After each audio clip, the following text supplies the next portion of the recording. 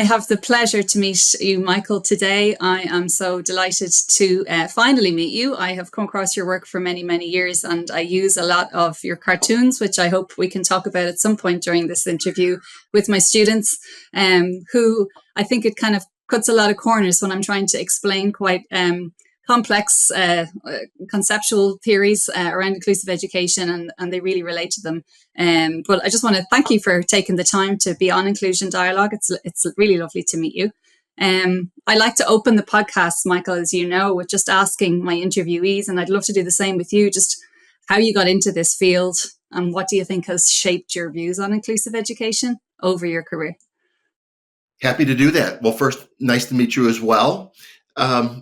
Probably like at least some portion of the folks in this field, I entered this field completely by accident, random experience as a teenager, visiting some friends who were volunteering at a day camp for children with developmental disabilities. And that set me on a path to study special education because it seemed very natural for me interacting with people who had developmental disabilities, and I had never had much of that experience before. I think that the thing that happened next that was maybe one of the most influential experiences of my entire career was what some people might consider the, quote, least professional of all of my experiences. And that was spending 7 summers working at a summer camp that was inclusive, at least more so than most any other place around, where children without disabilities, primarily children from economic disadvantage, inner city kids, were at camp with children who had disabilities, a place called Cradle Beach in Angola, New York. And it was really, living in community. It was an overnight camp, and we had 200 kids a session for 4 sessions during the summer. But you were there to play and have fun in a safe way. And we had children that had all types of disabilities. I mean, just the full range of disabilities. And some kids that needed to be fed or have their clothes changed, needed physical supports with everything, many that had intellectual disability. And it was just a really great kind of inclusive experience, and it really set me on a path to inclusion before inclusion was really a thing in schools, because this was in the mid 1970s. Yeah. And as your career progressed, then how did, I know we're working with the evolution of thinking around special and inclusive education at the same time, but how did your career kind of mirror that, do you think? Well, I mean, I was volunteering in an institution during that time. So I saw the institutional side of the world, which was, a very dark place, seeing people congregated and not treated very well in institutions, to put it mildly. And my first kind of other job in the field was working in a community residence for adults with developmental disabilities, about half of whom had come out of institutions. So it was part of the whole deinstitutionalization movement. And again, our role in that was to help people live their lives. Now, that was not an inclusive environment, but it was a community-based environment. And I was also then a special ed teacher for students that had very severe and multiple disabilities in segregated public schools. So I saw the segregated side of things, but I was always looking for ways to include kids. In fact, I kind of got in trouble a little bit. There's John Lewis is a famous congressman who was part of the civil rights movement with Dr. Martin Luther King. And one of the things that he used to like to tell people was that you should get in good trouble. And so I think of this as good trouble. But when I was a teacher working with kids in a segregated school, I had made a kind of teacher deal with a local principal, and I was wheeling my kids over to a regular public school to have them having typical experiences in regular classes with age peers. and caused a little bit of a stir with the administration. Yes, absolutely. Yeah. I remember when I left that job, um, the superintendent had an exit interview with me. I was going on to become an administrator in a different school district, and he was very sincere with me, but uh, he said, Michael, you're a very well-meaning but misguided young man, and this idea that people with disabilities, developmental disabilities, can be included. As soon as you let go of that idea, you're going to be a lot better off, because this is just going to lead to nothing but pain and heartache for you, because this is not a good idea. And I often wondered whether he ever knew what happened to my career. To that. So, Yeah. Yeah. it was some good trouble. Trouble. And I suppose, maybe leading on to my next question is, that seems to be the sticking point for a lot of policy people and school administrators, is how can we include students the Irish context, we say, with complex needs, with more kind of severe disabilities, intellectual disabilities, and a lot of your work has kind of focused on that. So like, what do you say to that? What has your research shown about that, about the full inclusion of every child instead of just some children? Well, I think one of the most stark things that I notice is that it has more to do with us as adults than it has to do with the characteristics of the children, or the students, regardless of whether they're children or teenagers, whatever. Um, People want to say, well, look at this child and look at how severe or complex their disability is. You can't possibly be saying that they could be included, are you? But when you look around, you will find that for any student, take any constellation of characteristics of a child who people justify segregating because of the level or intensity of their support need, you can find a student with virtually identical characteristics who is included successfully. And so, what that has always said to me is that it's not about the characteristics of the child, it's about the characteristics of the adults. And I always think of Down syndrome as one of the most relatable and illustrative examples of this. Because when I started my teaching career long, long ago in the 1970s, children with Down syndrome had like this much space in the textbook on special education. They were referred to in the United States uh, with very antiquated language that we don't use today, but the language of the era was, quote, trainable mentally retarded. And what that meant was, don't bother to try to teach them to actually like decode words and read and write and do anything academic, because they're not capable of that. The best you can hope for is maybe some daily living skills, but you know, basically have low expectations for them. Yeah. Right? That was the message. Be realistic. Mm. And as my friend Norman Kuntz from Canada likes to say, being realistic isn't realistic. The But then you fast forward to today, and you look at the things that people with Down syndrome are doing today in terms of their academic achievement, their vocational abilities, their community living, their social experiences. It's would have been unfathomable, 40 years ago. But the key thing about this is that, as far as we know, trisomy 21, Down syndrome, has not changed. Right? Down Mm. syndrome is this It's the same. what is us, our attitudes, our supports, our expectations, how we teach. And in terms of a specific, so there's the attitudinal part for sure. But in terms of the specific part, one of the things people say to me is, oh, well, inclusion works really well when kids are little. The gap between somebody with an intellectual disability isn't as big, but for each year, the gap gets a little bit bigger and a little bit bigger. And at some point, it really doesn't make sense for them to be in regular class, because they can't do the regular work.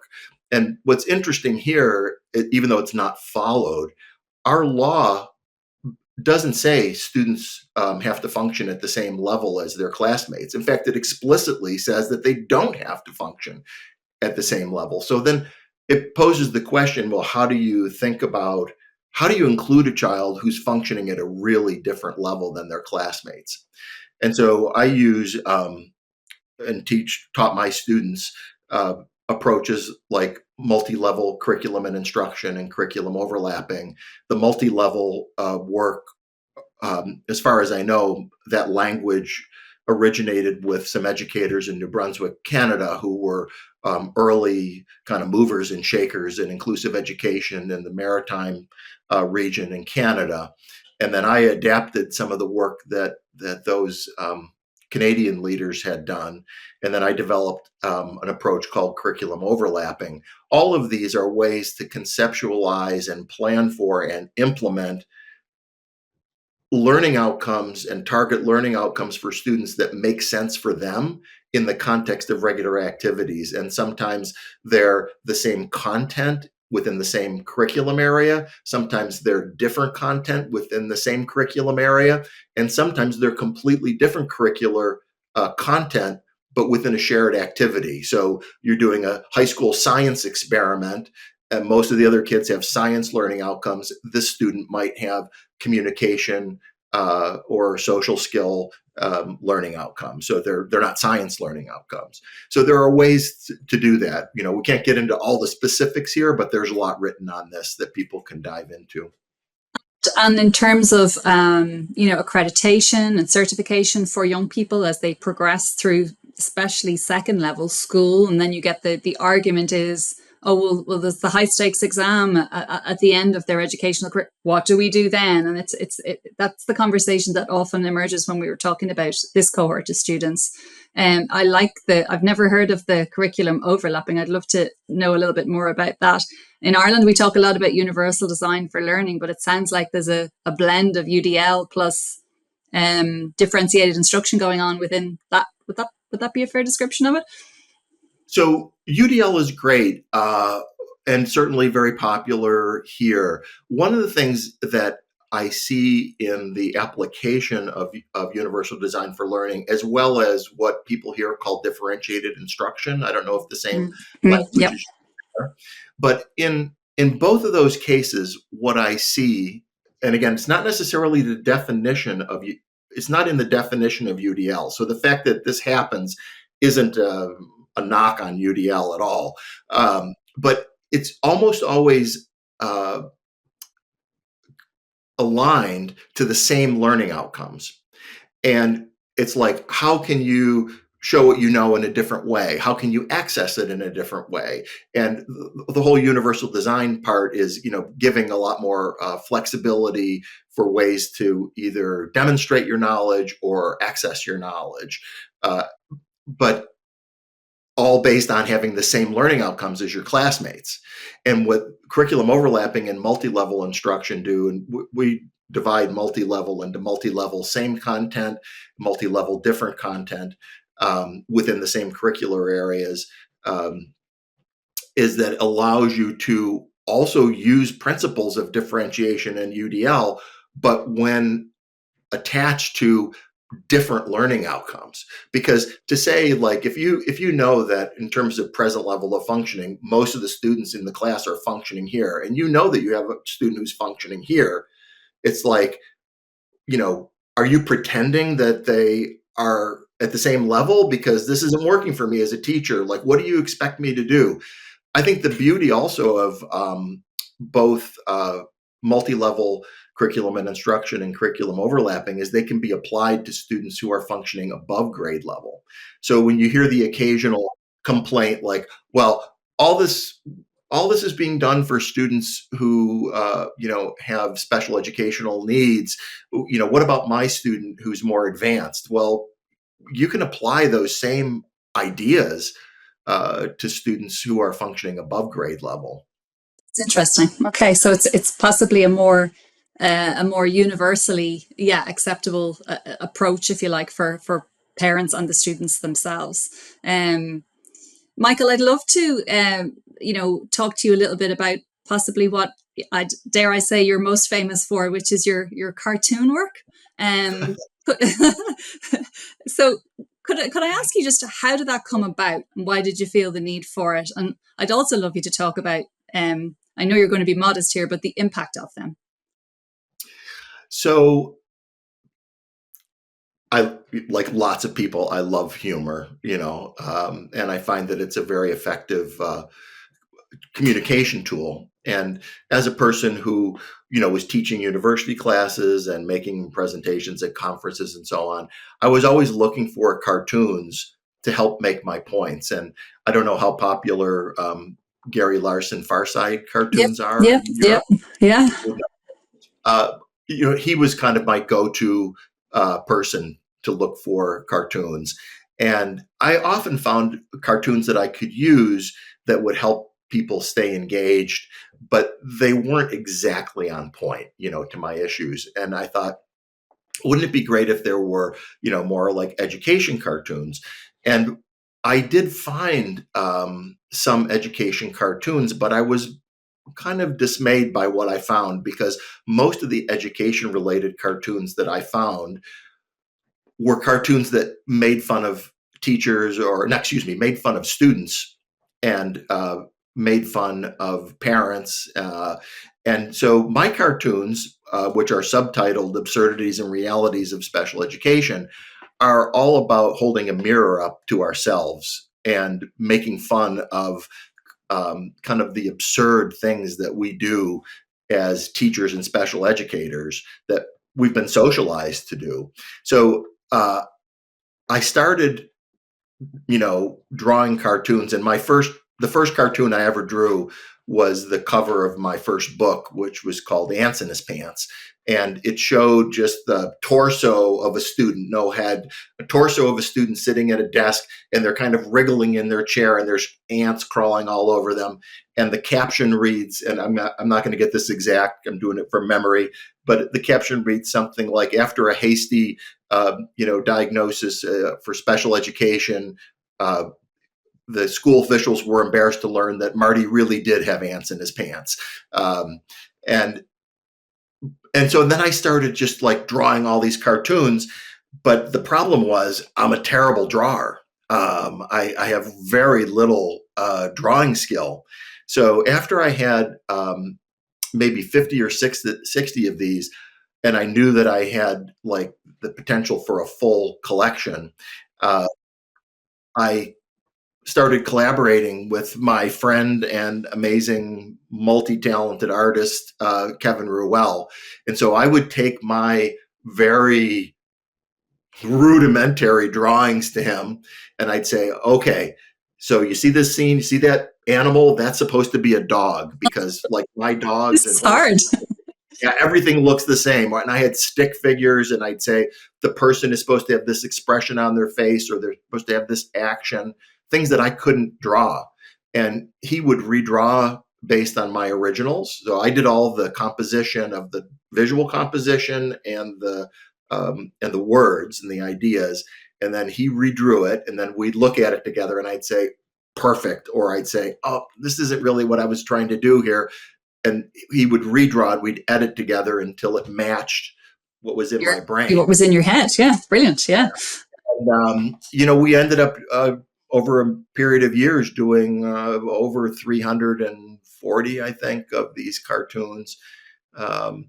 So it was really great. And originally, this gives you an idea how old they are. We started purposely in black and white so that people could make overhead projections, Yes, on exactly. Acetates. Oh, lovely. Yeah. And then this was pre PowerPoint, but then when the digital, kind of revolution happened, we made digital copies available, and eventually they went out of print. I think primarily because people just were copying them, which was fine. And so we made a free archive. So right now there's a free digital archive at the University of That's Vermont's Center brilliant. for Digital Initiatives. And people, for educational and nonprofit purposes, can download them. It's a searchable site. It's an accessible site. So it's got alt language listed, and descriptions. so that people with visual impairments can access it. Great. And as you, I might put the link for that up on my on the show notes for the podcast, actually, so listeners can have an opportunity to just click into them if they're not familiar with them already. The impact of them, Michael, where have they? What desks have they landed on? Yeah, they've landed in a lot of places. I certainly don't know all the places they've landed. They've been, it was funny when I tried to get them published originally, nobody wanted to touch them. I went to the publisher that had published some books that I'd written. They weren't interested in them. I went to all the major special ed publishers. Nobody was interested in them. And the reason that they stated was they weren't sure who would want them. They were concerned about people being offended by them, because some of them are purposely, they're satirical, and some of them are a little biting on purpose. Yep. And they were also, interestingly, they were concerned about that it would somehow damage my academic reputation. Like, no one's going to take you seriously as a researcher if you're writing cartoons. And well, okay, that seemed silly to me. Yeah. I didn't see the connection there at all. So I finally found this, like, literally mom and pop husband and wife publisher out in Minnesota, Parental Publications, and I basically gave them the entire book completely done. They took it and had it printed and published it. And if it weren't for them, it wouldn't have come to a publication. Years later, then most of the publishers that rejected it were then reprinting the cartoons in their own books.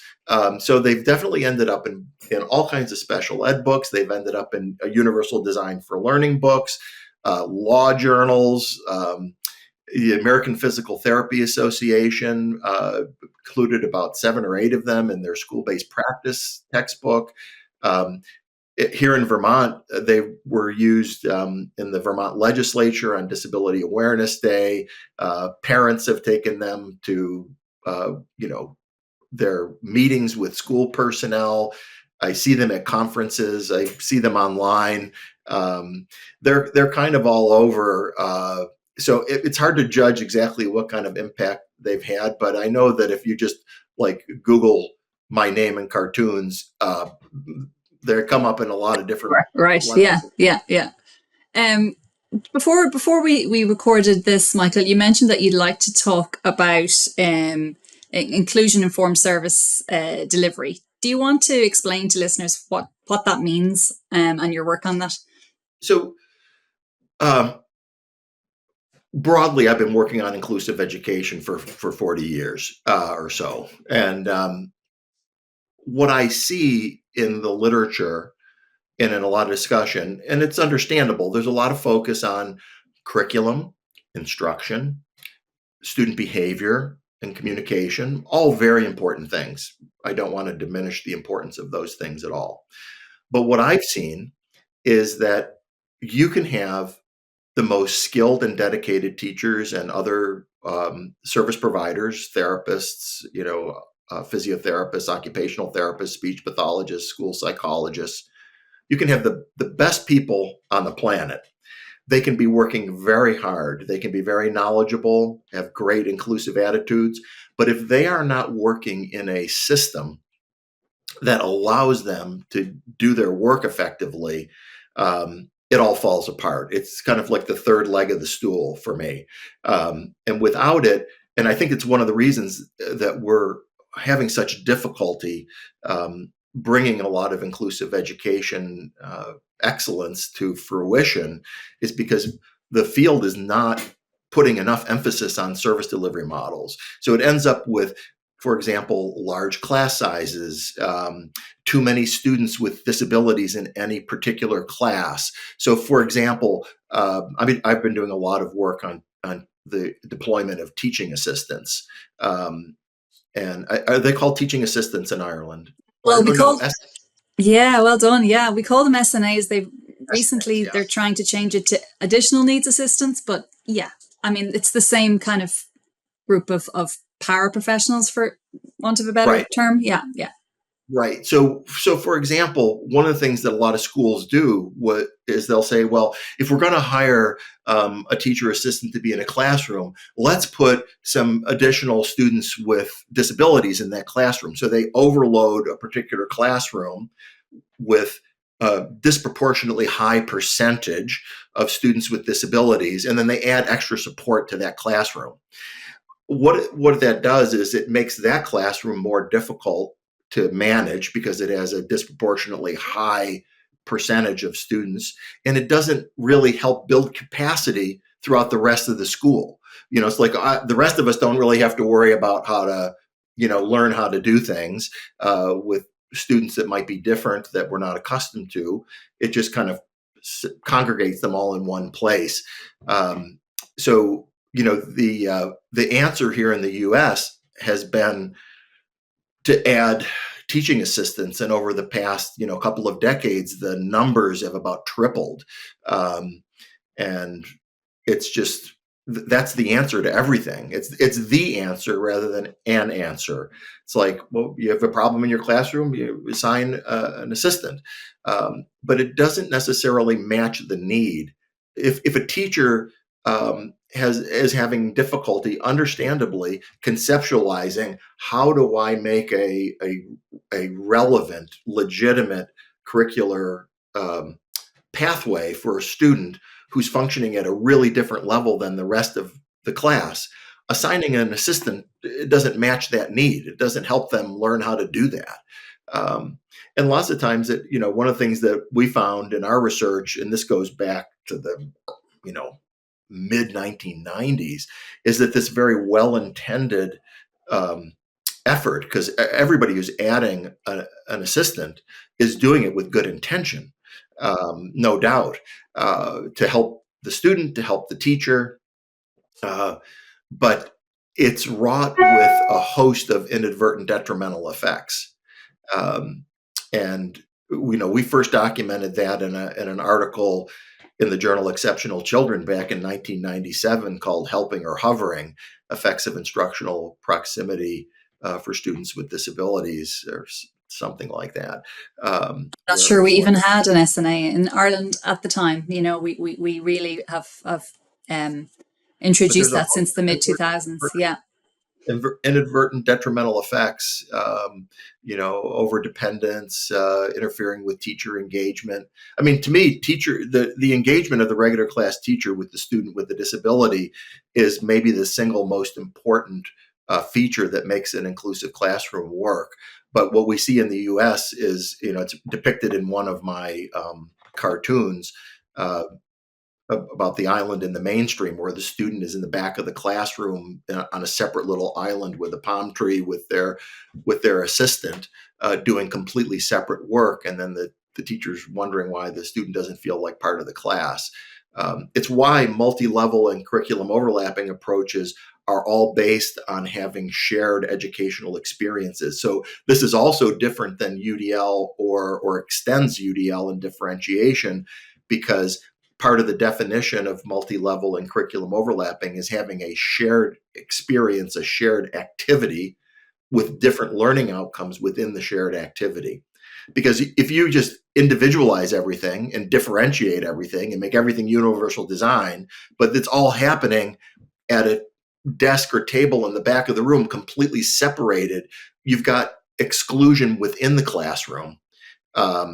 And the student's not really included. They're physically present, but they're not included. And can I push that a little bit more, just in relation to your work on teaching assistants or SNAs?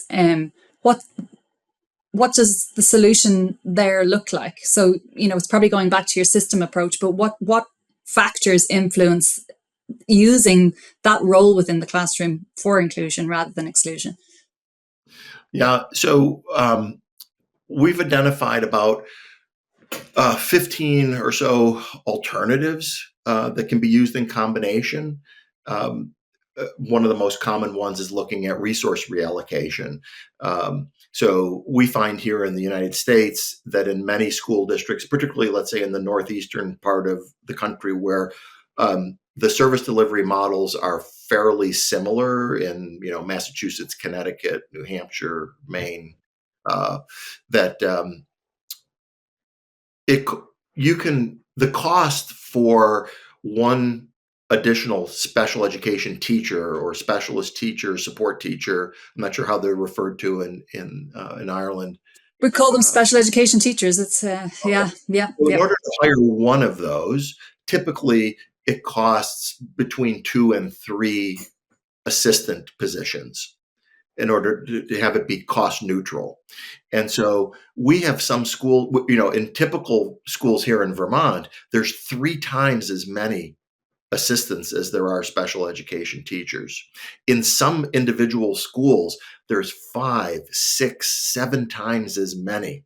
And so one of the things that we can do, one of the things that results in is the special educator's role being really spread out. They're covering way too many grades, too many teachers, too many students, and then they're having to supervise all these assistants. When you take, say, 3 of those positions and hire another special educator, you not only have less supervision duties for the special educators, but then you can narrow the number, you can reduce their caseload. You can narrow the number of teachers that they're interacting with. You can narrow the number of grade levels. And so we have an article that's out that has some visual diagrams of this that show what we did was we took data from, it was around 70 schools, and we looked at what resources they had and how those resources cost neutral, because schools are always in a crunch for money, not getting money these days. How could you reconfigure those same resources in a different way to be more sustainable, to be more effective, by moving things around? And so, that I'm not sure whether that article is, I think that article is online for free. I think you can find it for free. It's in the journal Inclusion, which is published by the American Association on Intellectual and Developmental Disabilities. Perfect. Michael, I'm not going to keep you much longer, but I do have a final question, and you've kind of referred to it a couple of times in your discussion just now. But one of the kind of factors that influence the special education provision here in Ireland is the kind of role and advocacy of parents of children with disabilities, who have quite a strong say in and demand for additional resources, like resource mainstream provision, if you like. And a lot of the time, the demand for more resources are met by government in the form of additional special needs assistants, special education teachers. We have a dramatic expansion of special classes, which are small classes within mainstream schools. And I suppose the idea of a full inclusive system to these parents is somewhat challenging, in that, for their children, it would mean a loss of supports, a perceived loss of supports. But in your work and over your career, have you met that as a challenge and demand of the kind of chasm between parental views towards special education and this kind of inclusive agenda? Oh, yeah, of course. And there are places in the United States where parents are fighting for their kids to stay in separate settings because they're concerned, and understandably, in many situations, they're concerned about what's going to happen to their child in a regular classroom. They're concerned about whether they're going to be lost in the shuffle, whether they're going to be bullied, whether they're going to be mistreated, whether they're going to get what they need. I mean, these are legitimate concerns that families have. It really means that it's up to us as educators to really step up and help parents understand that we're trying to do something positive for your child. The thing is that one of the things that sometimes happens in a well-meaning way is that people, not just parents, but teachers and special educators, advocate for kind of a more is better mentality. If one session of physical therapy is good, then 3 is better and 5 is better yet. And the same thing for speech, and the same thing for assistant support. But there's a finite amount of time in the school day. And sometimes that more is better mentality confuses quantity and value. If I'm not going to recite the poem, but I hope people will look up the poem "Smart" by Shel Silverstein if you don't know it. But it's a great, I often recite it when I'm making a longer presentation because it captures the illogic behind confusing quantity with value. And sometimes, um, so we use an approach called only as special as necessary. And the idea behind only as special as necessary is not to try to reduce or limit what a child gets. It's the idea that we need things in certain proportions. You need food to live, but the goal isn't to eat as much food as you possibly can. It's to get the right amount of food in the right quantity at the right times. And the same thing is true for any other thing that you need in your life. You need human interaction, but you don't want too much human interaction. You need some time on your own to rest and refresh and reset and so on. So more is better is really problematic, but it's pervasive. And interestingly, in some of the research that we've done on this, parents are often the ones that are targeted, like, oh, they're the ones that are pushing this more is better. But we've actually found that it's virtually identically prevalent among both special education teachers and regular education teachers. So everybody's on the same page, although parents are taking the brunt of it. Years ago, we developed a tool called VISTA, the Vermont Interdependent Services Team Approach, which frankly has not gotten much use, I don't think. But it provides, and there has been some research done on this, provides a mechanism and a plan that helps people work through how do you make decisions about support services and matching those to the student's educational curriculum in terms of what's educationally relevant and what's educationally necessary.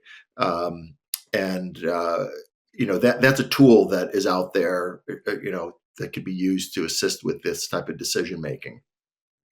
Michael, I'm going to wrap our very interesting discussion. I could talk for longer. Is there anything that we haven't touched on that you'd like to let the viewers know about, or point them in the direction of more research or more information? I know you said when you Google your name, and you were absolutely right, quite a lot comes up. But is there anything else you'd like to discuss? Like you said, there's so many specific things we could talk about. Nothing is just leaping to mind other than the fact that I think that once you have experienced what a quality, inclusive opportunity can do for a child and a family, and once you see the impact that can have, there's just no going back, And so, like for me, I started because it was the era that I was coming into. I started in very segregated situations and had this kind of first inclusive experience at a camp. But once I saw what could happen and what was possible, it was so motivating.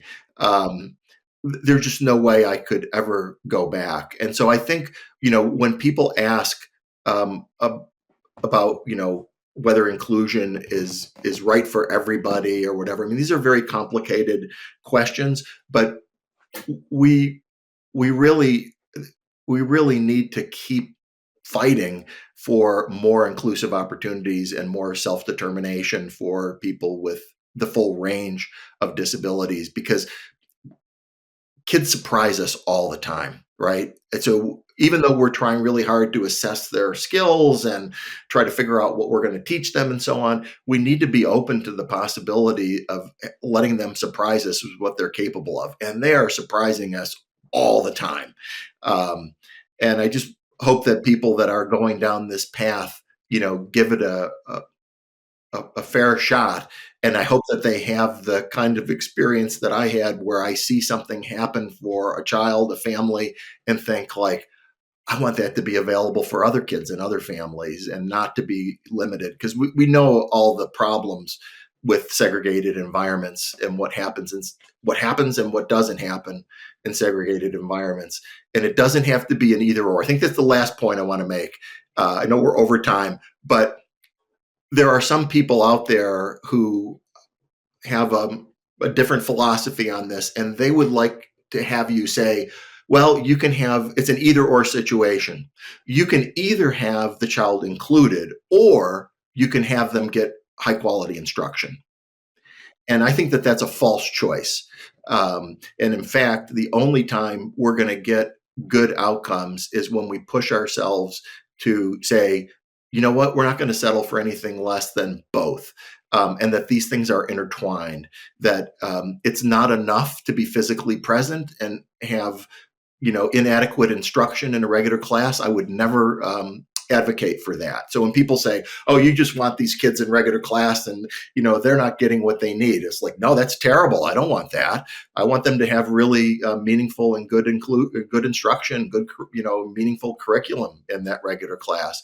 But I also, don't want to abrogate their civil rights by having them be segregated in the name of giving them good inclusion. So, and we're never going to learn how to do it unless we put ourselves in some uncomfortable situations and be willing to fail, but know that we're headed in the right direction.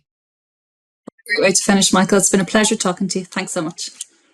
Thank you. Bye-bye.